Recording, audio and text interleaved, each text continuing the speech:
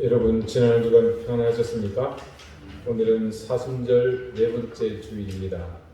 이제 다 같이 자리에 일어나 우리 함께 사순절 넷째 주일 예배를 하나님 앞에 드리겠습니다.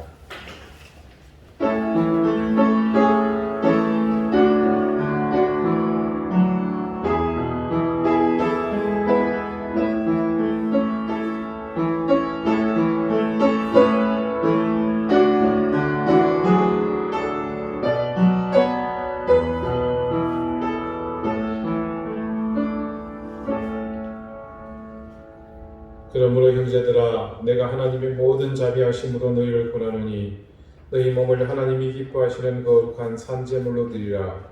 이는 너희가 드릴 영적 예배니라. 아멘. 십자가의 고난이 기다리는 죽음의 언덕을 향해 무거운 발걸음을 옮기시는 주님, 오늘 그리고 지금 이 순간 우리를 위해 내디디셨던 그 발자국들이 우리에게 살아 숨쉬고 있음을 느낍니다. 그 사랑의 무게가 얼마인지 우리의 얕은 지식은 가늠조차 할 수 없지만 그 위대하신 그런 깨닫지 못하고 가늠조차 하지 못하는 우리 같은 인생들을 향해서 거침없이 날아올랐습니다. 오늘 주님의 그 거룩하신 걸음을 생각하며 우리의 모든 인식과 우리의 모든 자존감을 내버리고 무릎 꿇고 머리 숙여 우리의 모든 것을 쏟아부어 경배와 찬송을 드리기 원합니다. 주님, 우리의 경배와 찬송을 받으시옵소서. 우리의 예배를 받으시옵소서. 예수 그리스도 이름으로 기원하옵나이다. 아멘. 찬송가 3장 함께 찬송하겠습니다.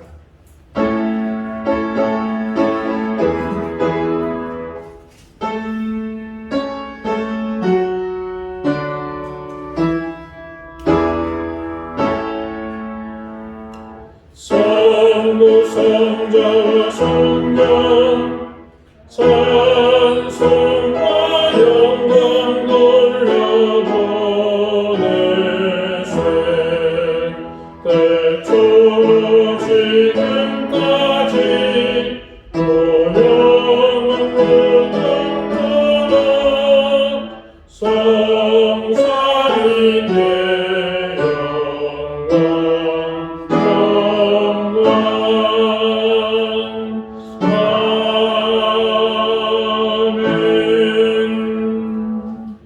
이제 다 함께 참회의 기도를 드리겠습니다.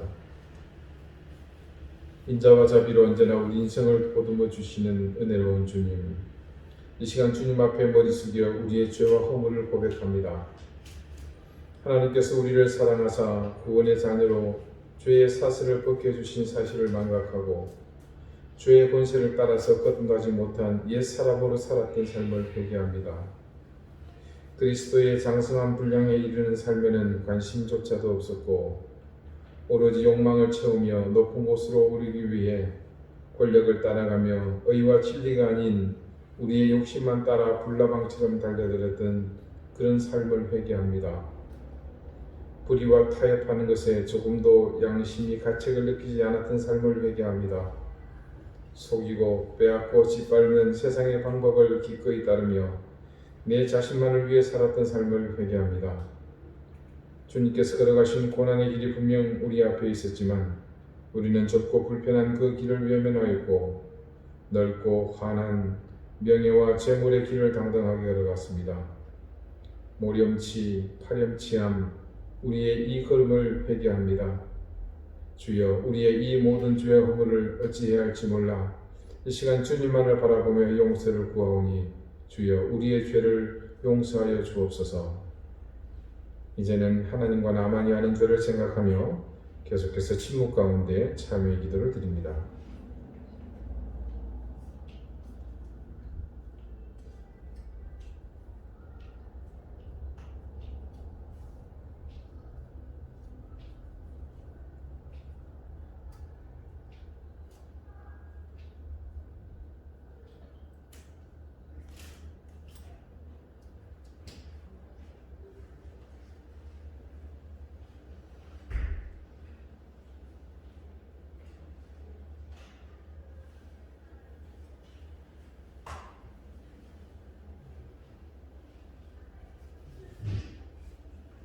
하나님께서는 자신의 부끄러운 죄를 솔직하게 고백하는 사람들에게 말씀하십니다.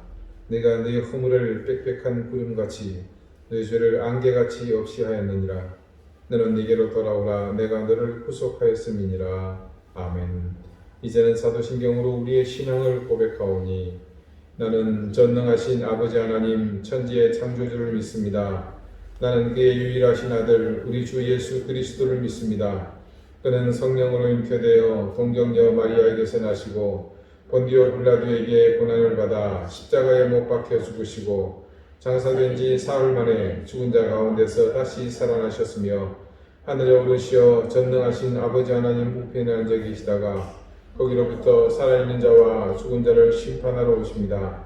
나는 성령을 믿으며 거룩한 공교회와 성도의 교제와 죄를 용서받는 것과 몸의 부활과 영생을 믿습니다. 아멘. 자리에 앉으시기 바랍니다. 이제 다 함께 성시를 교독하겠습니다.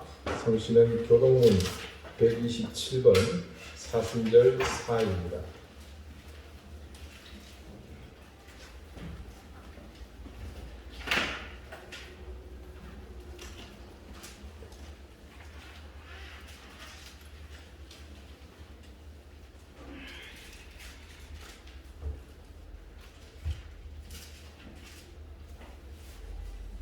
여호와를 자기 하나님으로 삼은 나라 곧 하나님의 기업으로 선택된 백성은 복이 있도다.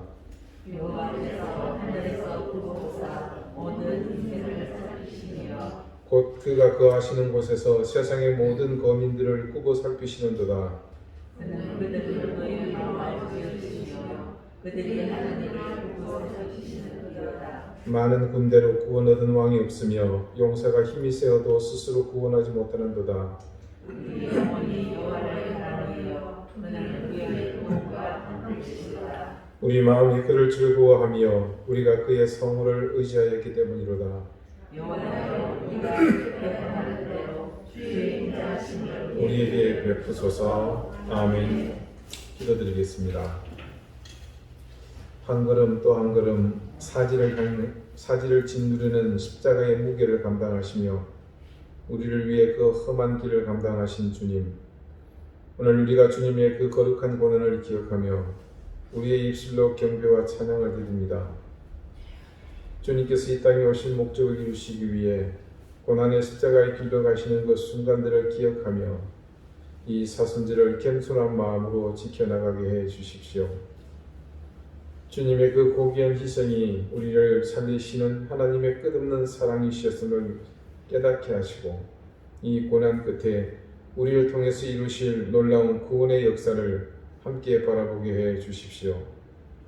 주님의 그 고난 앞에 우리의 삶을 돌아보며 겸비하게 하시고 우리 스스로 수치를 모르는 어리석은 백성의 삶으로 짐승과 같은 모습으로 살지 않도록 인도해 주시고 이 시간들을 통해 우리를 두르고 있는 모든 거추장스러운 것들, 추한 허물들을 벗겨내는 시간이 되게 해 주십시오.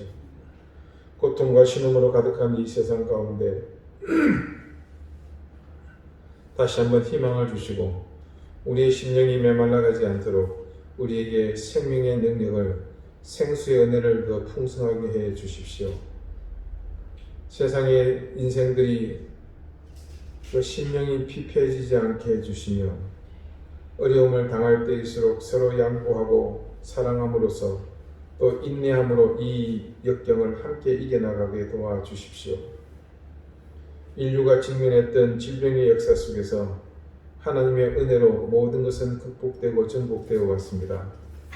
이번에 이 팬데믹도 하나님이 우리에게 주신 지혜로 온 힘을 다해 반드시 극복할 수 있음을 믿습니다. 속히 우리의 일상이 회복되게 하여 주시고 그리하여 잃어버렸던 우리의 삶의 자리를 회복해 해 주십시오. 국민을 섬겨야 할 공무원들의 비리가 세상을 가리켜지고 있습니다. 불의를 행한 자들, 그리고 자신의 치부를 가리려고 권력의 힘으로 감추려는 세력들, 인간의 무지함과 그로 인한 무모함으로 점철된 작금의 사태가 속히 진실이 드러나 성실히 일하는 소시민들의 무너진 업장이 위로받게 해 주십시오. 하나님, 오늘도 구합니다. 큰 어려움을 겪고 있는 미얀마를 구원해 주십시오. 민간인들의 희생이 더 이상 일어나지 않게 해주시고 군부의 오랜 억압에서 저들을 건져주시며 이번 기회를 통해서 새로운 세상이 그곳에 열려 지금껏 가로막혔던 복음의 문이 활짝 열려 그곳에 하나님의 나라가 세워지는 역사를 더해 주십시오.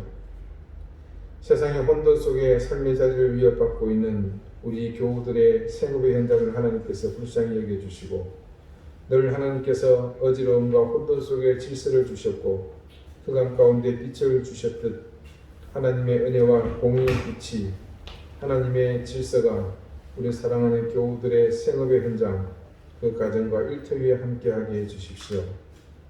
주님의 고난을 기억하는 이 사순절을 보내며 우리가 하나님 앞에 조금 더 겸비하게 하시고 더 자주 엎드리며 말씀 앞에서 우리를 돌아보는 시간이 많아지게 해주십시오. 그리고 그런 시간들을 통해 우리가 하나님의 사랑 가운데 있음을 깨닫고 감사하며 감격해하는 시간들이 되게 해주십시오.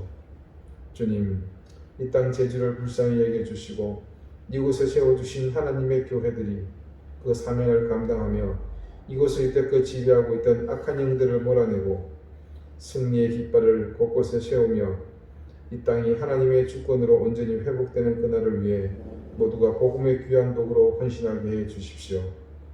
우리 교회를 이곳에 세워주신 하나님, 우리의 사명을 따라 하나님 앞에 충성을 다하는 교회 되게 하시며 세상에 허다히 세워진 십자가가 아니라 주의 능력, 하나님의 말씀이 살아 숨쉬며 성령께서 동행하시는 그런 교회로 이 땅 가운데 온전히 심어지게 해 주십시오. 이제 이 시간 주님 앞에 드리는 이 예배 가운데 역사해 주시고 우리의 진정한 마음과 우리의 성심이 이 예배를 통해 하나님 앞에 올려지게 해 주시고 성령께서 인도하시며 주관하시며 함께 하시는 은혜로 말미암아 우리에게 신령한 은혜가 채워지는 복된 시간 되게 해 주옵소서.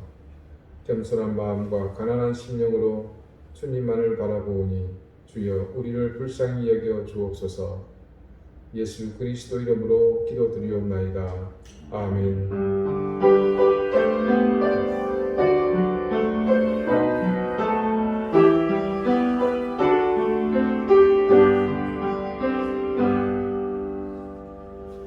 (29장) 찬송하겠습니다.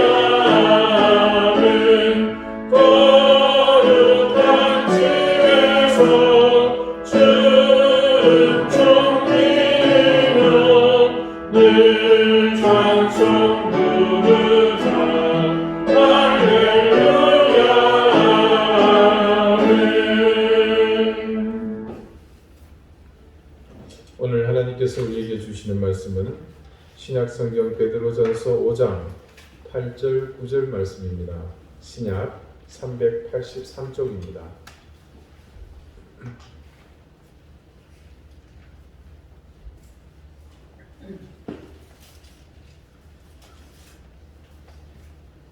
베드로전서 5장 8절 9절 말씀을 제가 읽겠습니다. 이제 다 같이 자리에서 일어나셔서 하나님의 말씀을 경청하십시오. 근신하라 깨어라 너희 대적 마귀가 우는 사자같이 두루다니며 삼킬 자를 찾나니 너희는 믿음을 굳건하게 하여 그를 대적하라. 이는 세상에 있는 너희 형제들도 동일한 고난을 당하는 줄을 알미라. 아멘. 자리에 앉으시기 바랍니다. 하나님께서 이 말씀으로 우리에게 은혜 주시기를 원합니다. 사탄을 믿으세요 라는 제목으로 하나님의 말씀을 전합니다.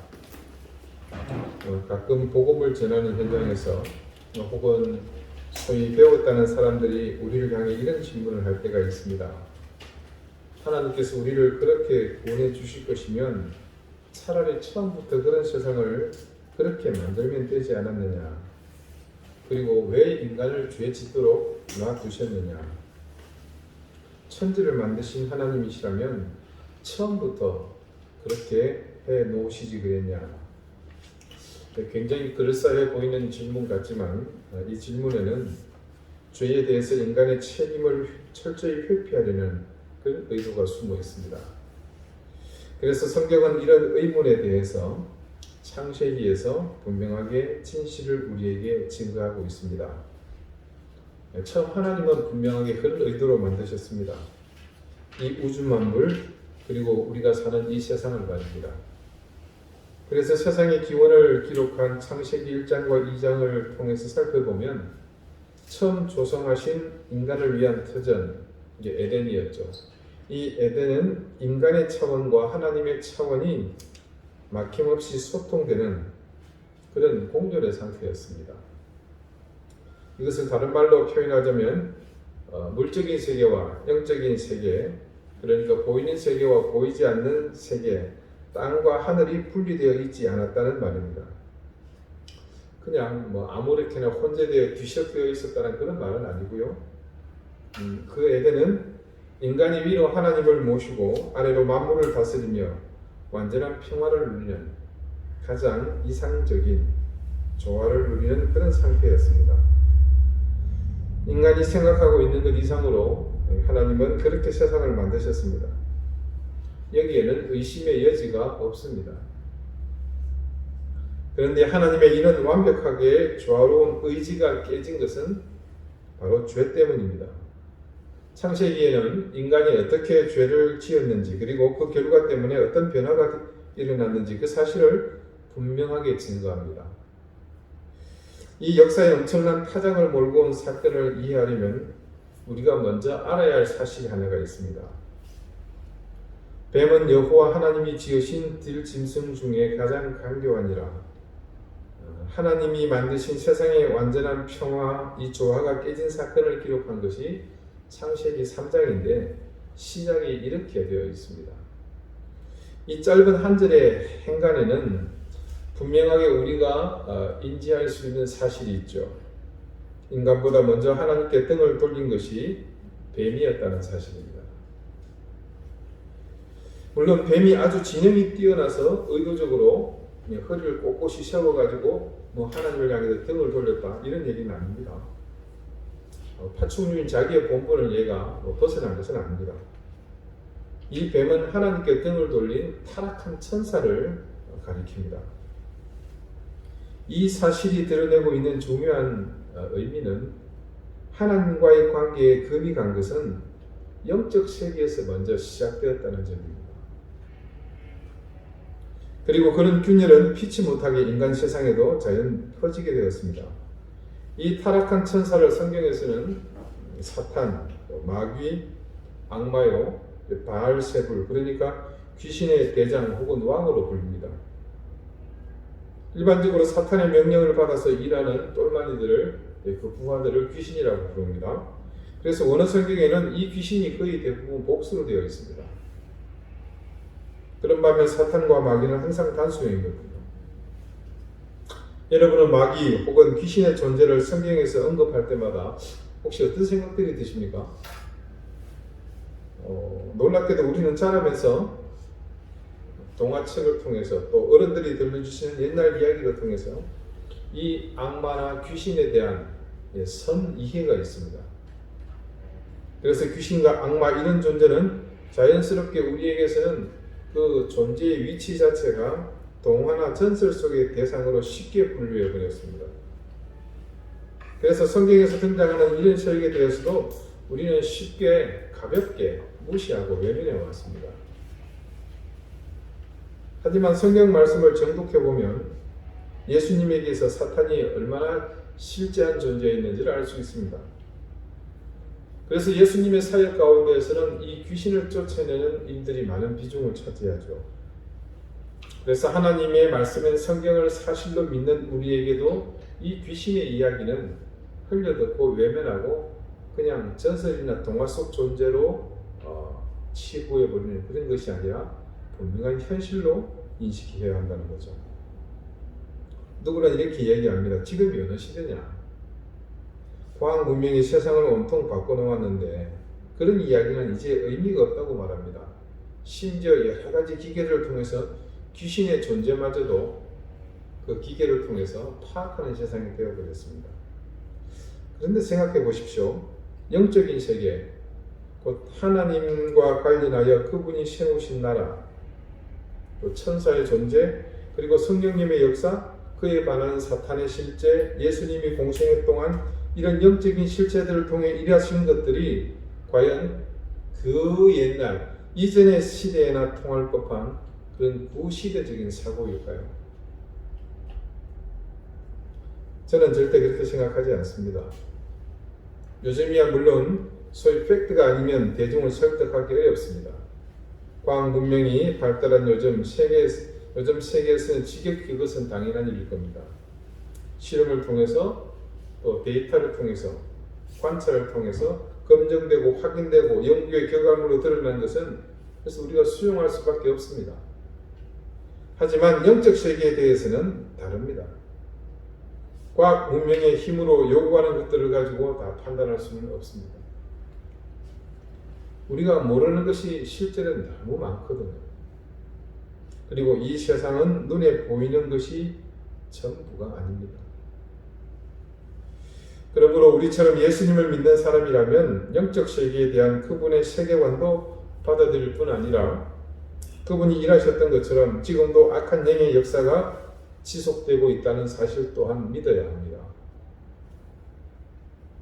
여러분 누가복음 11장에 예수님께서 귀신을 쫓아냈을 때 일어난 그 사건을 기억할 겁니다. 예수님께서 귀신 들린 사람을 치유했습니다. 그러자 사람들이 수군거리죠. 그때 의미 있는 얘기를 합니다. 그가 귀신의 왕 바알세불을 힘입어 귀신을 쫓아낸다. 자, 이 사람들이 이렇게 얘기하는 데는 다 이유가 있습니다. 요즘도 보면 간혹 무당이나 또 점술인들, 역술인들이 귀신 들린 사람을 회복시키는 경우가 주변에 들어 있습니다. 이 경우는 그 사람을 근본부터 완전히 치유하는 것이 아니라 실상은 거기에 들려있는 귀신을 달래서 그 사람을 그 귀신의 소나기에서 놓아주도록 하는 겁니다. 이런 형식은 오랜 예전부터 있었던 방법이죠. 그래서 민간에서는 당연히 모두 이렇게 생각합니다. 인간은 귀신을 상대해서 이길 수 없다는 것을 귀신을 숭배했던 사람들이 잘 알기 때문이죠. 자, 여러분, 이런 사고에 익숙한 사람들은 당연히 예수님께서 하신 그 사역도 그런 분류로, 그런 맥락으로 밖에는 볼 수 없습니다. 그래서 그렇게 했던 것이죠. 예수님은 그들의 그런 생각을 아시고 자신은 바알세불과 한패가 되어서 그렇게 내보낸 것이 아니라 싸워서 쫓아낸 것이라고 말씀하십니다. 그리고 그 다음에 이렇게 덧붙이십니다. 그러나 내가 만일 하나님의 손을 힘입어 귀신을 쫓아낸다면 하나님의 나라가 이미 너희에게 임하였느니라. 자, 여러분, 아담과 하와가 사탄의 유혹에 넘어가 하나님을 등진 이후로 세상은 잠정적으로 그들, 그러니까 이 사탄의 영향력 아래 들어가게 되었습니다. 여러분, 그러나 그것은 극히 제한적입니다. 근본적인 것은 이 세상의 것들이 하나님의 주권을 벗어날 수 없습니다. 하나님의 주권 아래에 그들의 주권은 한 부분 제한적으로 허용된 것이라는 이런 뜻입니다. 한번 생각해 봅시다. 애가 부모님이 잔소리하는 게 너무 듣기 싫어요. 열받아가지고 나가서 동네 좀 노는 애들하고 어울려 지냅니다. 그래서 행실이 완전히 안 좋게 바뀌어버렸죠. 이 아이는 어떻습니까? 부모님의 돌봄 아래 있지만 또 한편으로는 어떻습니까? 그 아이들의 영향을 받을 수밖에 없죠. 이런 경우 부모는 어떻게 합니까? 뭐 어떻게 하긴 쭉 패야죠. 네, 타이르고 쭉 패고 그놈들 다시는 못 만나도록 여러 가지 다방면으로 많은 노력을 기울이겠죠. 하지만 아들이 고집을 꺾지 않고 계속 걔들을 만나고 사고를 칩니다. 그럴 때 대체로 부모는 완력을 어떻게 해보다가 그 다음 다른 방법을 모색하는데요. 마지막에는 뭡니까? 그 아들이 자라면서 잘못된 것을 깨닫고 돌아오기를 기다리고 기도하는 거죠. 하나님이 만드신 인간이 하나님의 사랑의 손길에서 벗어나 사탄의 유혹을 따라 나섰습니다. 그러자 하나님께서는 타이르기도 하시고 혼내기도 하시고 그러면서 인간이 그 삶에서 벗어나도록 힘쓰셨습니다. 하지만 인간은 어떻습니까? 끝내 자신의 욕망을 따라 살기 위해 사탄의 손아귀에 들어가기를 선택했습니다. 그 선택의 결과물이 곧 우리에게 전가된 이 인류의 영적 유산입니다. 그러므로 회개하고 돌아올 때까지 우리는 사탄의 영향 아래 그냥 사는 수밖에 없는 거죠. 예수님께서는 귀신 들린 사람을 고침으로 사탄의 영역 아래에 있는 그 아래 살고 있는 사람을 구해내셨고 그래서 하나님의 나라가 이미 너희들에게 임하였느니라라고 말씀하신 겁니다. 자, 영역이 완전히 바뀌어버린 거죠. 귀신의 나라가 아니라 거기서 벗어나니 무엇입니까? 하나님의 나라였던 것이죠. 자, 귀신 들림의 현상 곧 의학적으로 설명할 수 없는 심리적인 문제가 일어나는 것만이 여러분 사탄의 영향권 아래에 있다는 그런 증거는 절대 아닙니다. 사람이 이상해졌다, 저게 사탄에게 들렸다. 우리가 꼭 그것만을 사탄의 역사로 주장하면 안 됩니다. 이것은 사실 드문 일입니다. 또한 정신질환을 일으키는 것은 사탄의 주요 전략이 아닙니다. 자, 이게 무슨 말인지 여러분 이제 제가 하시는 말씀을 들으면 이해하실 겁니다. 사탄이 사용하는 주요 전략은 모든 사람을 진리에 대해서 쏟게 만들어서 인생을 허비하게 만드는 겁니다. 그래서 예수님은 요한복음 8장의 말미에 사탄을 가리켜서 거짓의 압이라고 그렇게 말씀하셨습니다. 여러분, 진짜 실력이 뛰어난 전문 사기꾼은요, 사기를 당하는 그 사람이 자기가 사기당하고 있다는 사실을 인지하지도 못하게끔 그렇게 하면서 사기를 치죠. 그런 점에서 사기꾼 중 최고의 실력자는 단연코 사탄입니다. 그래서 조금 전 말씀드린 정신질환과 관련한 문제도 이렇게 접근하는 것이 지혜로운 방법입니다. 사람들은 눈에 두드러지게 보이는 어떤 현상에 잘 속아 넘어가죠. 그래서 정신질환과 같이 일반적이지 않은 특별한 상황이 눈에 보이게 나타나는 것 위주로 사탄의 역사로 보게 만드는 것. 이게 바로 사탄의 또 숨어있는 고도의 전략 중 하나인 겁니다. 실제로 우리가 의식하지 못하는 곳에서 작업하는 사탄은 일반적인 사람들을 눈에 보이는 쇼킹한 곳에 그 생각과 시선을 머물게 하고 그 녀석은 다른 짓을 하는 거죠. 그래서 이 방법을 사용하는 겁니다. 사탄이 최고의 관심을 두는 대상은 다른 곳에 있습니다. 자신의 영향력 아래에 있는 사람들을 진리에 대해 바른 판단을 하지 못하게 하는 거죠. 그래서 사탄의 속임수가 노리는 목적과 방향은 늘 하나님과 하나님 나라에 대한 진리를 사람들이 알지 못하게 혹은 오해하도록 교란하는 일입니다. 그래서 사람들에게 자신이 보고 아는 것이 전부라고 단정하게 만듭니다. 거기에 더하여 하나님을 아는 것은 그래서 어리석고 헛된 일이라고 믿게 만들죠. 그렇게 거짓을 진실로 믿게 만들어서 한 번뿐인 그 인생을 허비하게 만듭니다. 여러분, 이런 사탄의 작업 때문에 사탄에게 쏘아사는 인생의 모습이 그래서 다양하게 나타납니다. 어떤 사람은 교양이 있어 보이고 인품 또한 훌륭해 보입니다. 그래서 냉철한 판단력으로 사회 분별을 해가며 살아가는 것 같은데, 하지만 그런 사람도 사실은 사탄의 은밀한 교란 전술로 인해서 진리에서 멀어져 있는 사람들입니다. 그런 반면 쉽게 어떤 사람은 가끔 혹은 자주 자신도 이해할 수 없는 행동을 하면서 낭패를 보기도 하죠. 또 다른 사람들은 뭔가 씌었다고밖에는 이해할 수 없는 그런 행동들을 하기도 합니다. 이렇게 깊이 죄악으로 빠져갑니다. 정도의 차이만 있을 뿐 모두 사탄의 그런 고도의 기만술에 사람들이 넘어갑니다. 그렇게 살아감으로 대부분 자신의 그 한 번뿐인 그 귀한 인생을 허비하게 되고 결국 그 삶에 대해 하나님 앞에 심판을 받아야 한다는 것이죠. 그때 하나님 앞에 설 때가 오면 하나님은 반드시 물으십니다. 그때 그 자리에서 뭐라고 하시겠습니까? 여러분은 뭐라고 말하겠습니까? 저는 단지 속았을 뿐입니다. 제게는 잘못이 없습니다. 그렇게 말하겠습니까? 여러분, 아담이 범죄한 사실에 대해서 하나님께 질문을 받았을 때 그랬습니다. 하나님이 자신에게 준 배필 하와가 꼬드겨서 그랬다고 말이죠. 그냥 표면상으로 틀린 말이 아닙니다. 사실입니다. 하지만 진실은 그게 아니죠.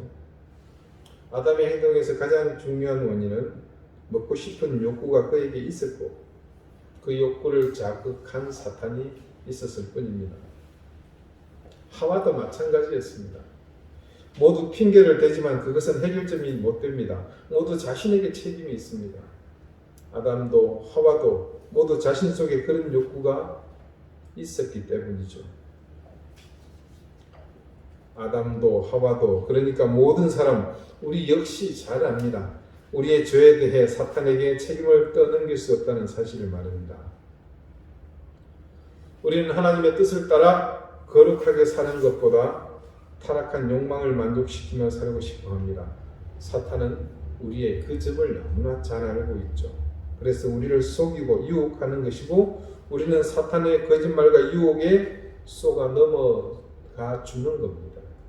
실제로는 사탄이 우리를 유혹해 주기를 기다리죠.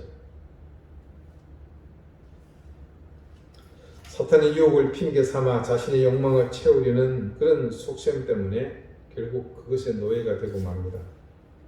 처음에는 그저 속아주는 것이었는데 나중에는 인이 박이게 되고 결국은 그것에 사로잡히고 맙니다. 자, 여러분, 이쯤 되면 우리가 반드시 짚고 넘어가야 할 곳이 있죠.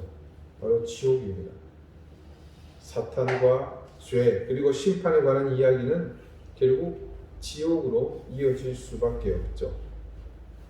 우리가 어떤 인생이든 한 번뿐인 우리 생이 끝난 다음 하나님 앞에서 살아온 인생에 대해 계수할 때 그런 상황이 반드시 지옥과 관련이 있음을 여러분 망각해서는 안 됩니다. 우리는 한동안 지옥에 대해서 아무런 생각이 없었습니다.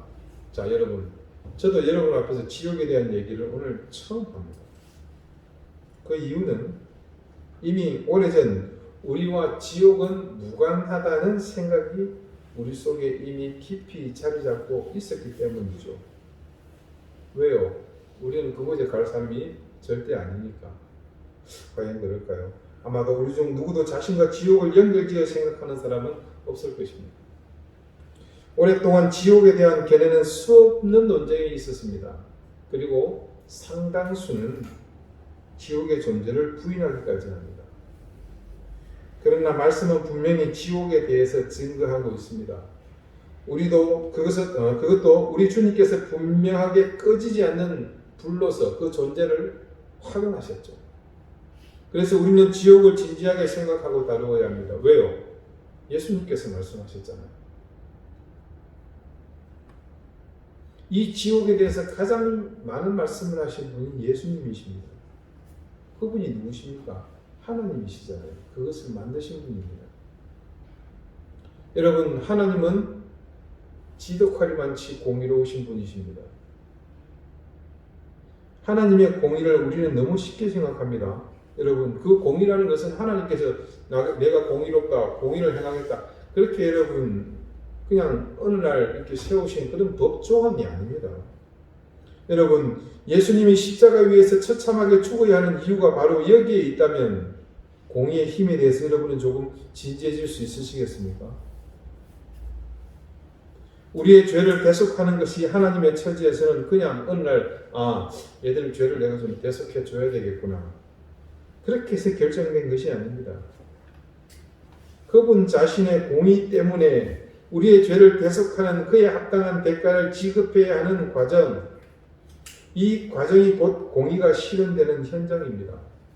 여러분, 바로 그 과정을 거친 후 우리에게 이 생명의 은혜, 구원의 은혜가 주어졌다는 사실을 아십니까? 여러분은 그 과정, 우리에게 이 생명의 은혜, 구원의 은혜가 주어진 곧 하나님의 공의가 실현되는 현장이 도대체 무엇이라고 생각하십니까? 여러분, 그게 바로 십자가상입니다. 바로 당신의 아들을 십자가 위에 제물로 처참하게 죽게 만드신 그 현장이 바로 하나님의 공의가 실현되고 있는 현장입니다. 그러므로 하나님의 공의대로라면 심판도 지옥도 반드시 존재해야만 합니다. 자, 지옥 곧 영원히 꺼지지 않는 불이라 묘사한 마가복음의 9장은 사실 지옥을 너무 단편적으로만 묘사했죠. 물론 주님이 하신 말씀입니다만 그것은 비유로 하신 말씀입니다. 과연 지옥은 어떤 형태일까요? 영원히 꺼지지 않는 불? 거기는 구더기도 타지 않는다 그럽니다. 그러면 거기는 굉장히 뜨거운데 찜질방 안에 구더기가 살아있는 그런 곳일까요? 이치에 맞지 않죠. 이에 대해서 오래전에 영국의 C.S. 루이스가 아주 의미 있는 주장을 했습니다. 이는 저도 개인적으로 늘 인지하고 있는 것이기도 합니다. 지옥은 하나님으로부터 영원히 분리된 상태다. 너무나 적절한 설명이 아닐 수 없습니다. 하나님과 분리된 상태. 그것은 모든 것이 의미가 사라지는 것이죠. 생명 또한 사라진, 그래서 영원한 죽음에 이르는 곳입니다. 여러분은 지옥이 어떨 것으로 생각하십니까?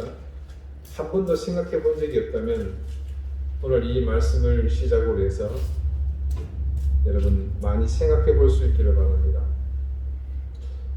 굉장히 기분이 좋을 때, 아름다운 것을 보았을 때, 그곳에서 정말 감정이 최대치로 이렇게 올라왔을 때 우리는 주저없이 천국이 따로 있냐, 여기가 천국이지, 이런 얘기를 합니다. 우리는 천국에 대한 제대로 된 정보도 없고 경험도 없지만 주저없이 그렇게 천국이라고 말합니다. 감정의 최대치에 다다른 상태에 대한 감동, 혹은 그런 상태가 영원히 지속하는 것에 대해서 누구든 그렇게 말합니다. 그렇다면 지옥은 어떤 곳이겠습니까? 네, 그 반대의 개념으로 생각하시면 됩니다. 견디기 힘든 고통, 깊은 절망의 지속, 그리고 내일에 대한 희망이 단 1도 보이지 않는 상황, 우리는 지옥 같다 그러지 않습니까? 이런 상황으로 인해서 느낄 수 있는 감정이 최고지에 다다른 그때, 그리고 그 순간이 사라지지 않고 지속될 때, 여러분 바로 그 현장이 지옥 아니겠습니까? 이 세상에서 하나님이 허락하신 생이 다한 후 우리의 영원한 생명이 가야 할 길이 그렇게 나누어진다면 여러분 이것은 결코 가볍게 넘길 일은 아닐 것입니다. 이것은 우리 모두에게는 불편한 진실입니다. 이 진실이 우리에게 불편함을 주고 그 진실을 수용함으로 인해 두려움이 생기기 때문이죠. 하지만 여러분, 진실을 알게 됨으로 생기는 두려움은 나쁜 것이 아닙니다.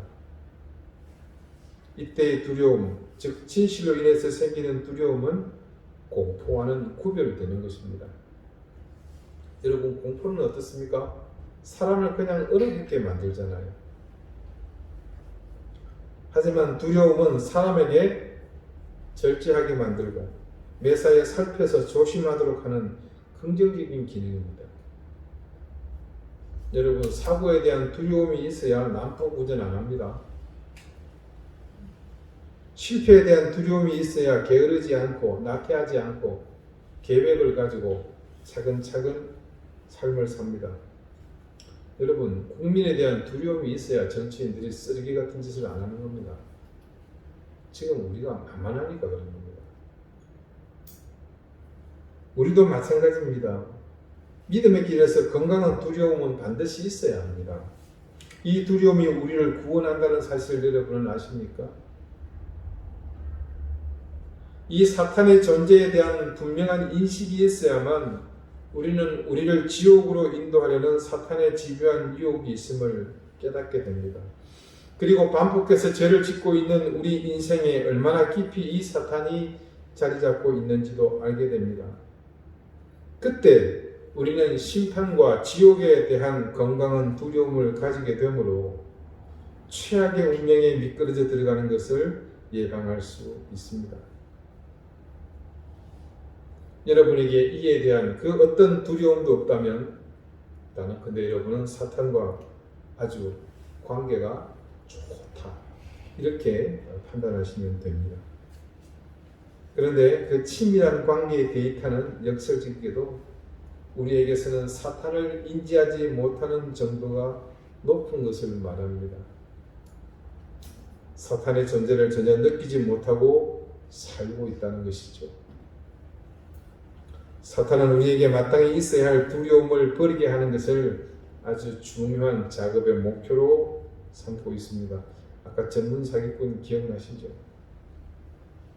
여태껏 우리가 내 인생의 도로 위에서 무고운전, 난폭운전, 막가파식의 운전을 하면서 신호 무시하고 법규 가볍게 무시하고 내 인생을 내 마음대로 운전하던 모든 힘을 이 사탄이 제공하고 있었던 거죠. 그것도 나의 암묵적인 묵인하에 말입니다. 내가 예수를 믿기 때문에 나는 구원받았고 절대 지옥에 갈 일이 없으며 나는 무제한의 은혜와 복을 보장받았다는 생각, 그래서 그 어떤 두려움도 내게는 필요 없으며 나는 자유로운 사람이다. 무서운 것은 하나님은 한 번도 우리에게 그런 확신을 주신 적이 없다는 겁니다. 오늘 제목이 뭡니까? 말씀의 제목이 사탄을 믿으세요. 원래는 믿으십시오 했는데 눈에 거슬리시죠? 예수님을 잘 믿어도 시원찮을 판에 뭘 믿으라는 건지. 네, 그렇습니다. 우스운 말이죠. 그러나 사탄을 잘 믿어야 우리가 예수님도 잘 믿을 수 있습니다. 그냥 잘 믿으면 안 되는데 진짜 잘 믿어야 됩니다. 오늘 우리가 함께 읽은 이 베드로전서의 말씀은 우리에게 그래서 시사하는 바가 자목 큽니다. 근신하고 깨어라라고 명령하고 있지요. 우리 지난주 말씀과 같이 해볼래가 아니고 하라는 겁니다. 이 명령에는 우리의 대적 마귀가 있다는 사실을 분명하게 전제하고 있습니다. 그렇듯이 우리는 이 사탄의 존재를 분명 믿고 그 사탄과 우리가 어떤 관계로 발전할 수 있는지도 분명하게 인지해야 합니다. 그 시작은 사탄이 분명 우리와 함께 있다는 사실을 깊이 자각하면서부터입니다. 하지만 두려워 마십시오. 오늘 말씀은 그 다음에 이렇게 증거합니다. 우는 사자같이. 그 사탄이 우는 사자와 같다고 합니다. 사자는 포효하지 울지 않습니다. 그런데 사자가 운다고 합니다. 힘을 다 잃은 그런 사자의 모습입니다. 실제로 위협하고 힘을 발휘할 수 있는 그런 능력이 없으니 자신은 마치 포효하는 것처럼 그렇게 하지만 그 모습이 겉으로는 우는 것처럼 보이는 우는 사자, 종이 호랑이임을 의미합니다.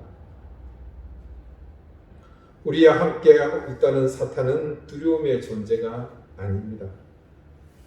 공포의 대상도 더더욱 아닙니다. 사탄에 대해 두려움을 가지는 것은 마치 우리가 벌레를 보고 소리 지르는 것과 같습니다. 여러분, 벌레가 사람을 만나면 얼마나 무서워하는지 모르시죠? 벌레가 돼봤어야 알죠. 벌레의 관점에서 한번 생각해 보십시오. 그게 얼마나 무서운 일인지. 이게 벌레가 떨 일이지 사람이 사실은 소리 지를 일이 아니거든요. 예수 그리스도 안에 우리가 머물면 절대로 사탄은 우리를 어떻게 하지 못합니다. 우리가 그리스도를 믿는 온전한 믿음으로 무장하고 있으면 그들은 이 벌레들과 같이 우리를 두려움의 대상으로 봐야 합니다. 하지만 조심해야 될 것이 있죠. 뭡니까? 그 벌레에 물리면 안 됩니다. 벌레에 물리면 상처도 나지만 심각한 질병에 걸릴 수도 있습니다. 그래서 조심해야 합니다. 벌레에 물리지 않도록 사탄의 유혹과 속임수에 넘어가는 것 말입니다. 우리가 신앙을 가졌다는 것, 믿는다는 것은 단지 내적 위로를 받고 선하게 살고 복 받는 정도에서 그치는 것이 아닙니다. 거기서 더 나아가야 합니다. 주님은 우리에게 그것과 비교할 수 없는 절대적이고 영원한 길을 열어주셨습니다. 오늘날 사람들이 사탄을 제대로 믿지 못해서 겪는 실패를 우리는 겪지 말아야겠습니다. 우는 사자와 같이 우리를 찾는 사탄의 실체를 바르게 믿음으로 당당하게 그를 대적합시다. 지금껏 우리가 겪어야 했던 그 모든 실패와 좌절 그리고 절망의 자리는 모두가 내 욕망을 미끼로 나를 유혹하고 속여왔던 그 사탄이 승리한 현장이라는 사실을 깨닫기 바랍니다. 무엇을 믿어야 할 것인가? 여러분, 사탄의 실체도 믿어야 합니다. 잘 믿어야 합니다. 그래야 우리가 바른 믿음을 가질 수 있습니다. 기도드리시겠습니다. 하나님, 인류의 역사는 타락한 천사인 사탄과 함께 시작되었다는 사실을 저희는 종종 잊고 살았습니다. 그래서 내가 구원받았다는 인식 하나로 모든 삶을 합리화하는 동안 우리의 인생은 사탄의 굴레에서 늘 부자유했습니다. 우리가 잘못 믿고 있었던 지난 세월의 그 모든 흔적은 사탄이 우리를 속이고 유혹한 그들이 승리한 현장들이었습니다. 주님, 우리가 분명히 믿기 원합니다. 사탄이 여전히 우리를 유혹하고 있으며 우리가 그 유혹을 즐기고 그렇게 우리의 욕망대로 살면서 사탄의 핑계로 넘기려는 어리석은 삶을 살고 있다는 사실을 말입니다. 이제 거기에 더하여 음행의 실제는 지옥에 대해 아무런 생각 없이 살았던 우리의 불완전한 의식도 함께 깨어나게 해주십시오. 사탄을 바로 믿게 해주십시오. 그래서 바른 믿음을 가지게 해주십시오. 예수 그리스도 이름으로 기도드리옵나이다. 아멘. 342장 함께 찬송하겠습니다.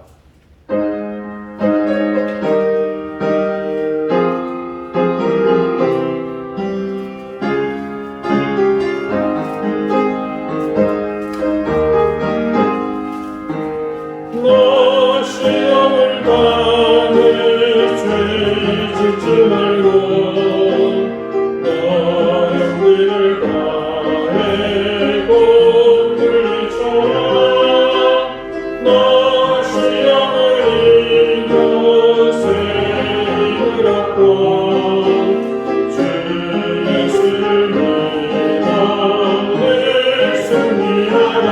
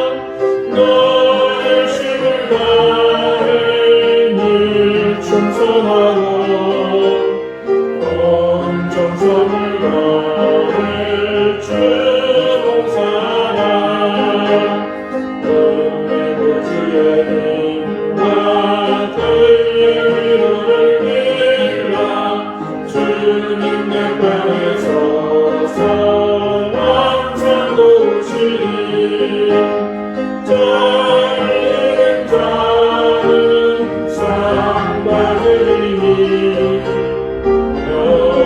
주지 말고 늘 주지 마라 내 구세주 예수님 주시니 주 예수를 믿어 늘 승리하라 우리 구주의 힘과 그의 이름을 믿라 주님의 편에 서서 항상 도우시리 자비로우신 주님, 우리에게 베푸신 하나님의 놀라운 은혜를 기억합니다. 우리의 생명과 호흡, 우리의 사랑하는 가족과 이 터전, 그리고 하나님 앞에 예배하는 우리의 교회들, 이 모든 것이 하나님이 우리에게 주신 은혜임을 기억하며 또 우리의 생명과 또 우리의 삶을 지탱해 준 그 모든 것이 하나님의 은혜인 것을 기억하며 오늘 감사하는 그 마음을 하나님께서 주신 것 중 일부를 구별하여 드림으로 아버지 앞에 고백합니다. 하나님 드린 손길에 그 마음을 기억하시며 그곳에 그들이 담아드리는 삶과 인생 또한 하나님께서 간합해 주십시오. 저들의 생업이 복을 얻게 해 주십시오. 저들의 인생 가운데 하늘의 신령한 은혜와 땅의 기름진 복이 넘치게 하시며 주신 가정과 귀한 자녀들이 그 영속되는 복을 누리는 복된 은혜를 더해 주십시오. 감사드리며 예수 그리스도 이름으로 봉헌 기도드립니다. 아멘. 네, 교회 소식 알려드리겠습니다. 지금은 사순절 기간입니다.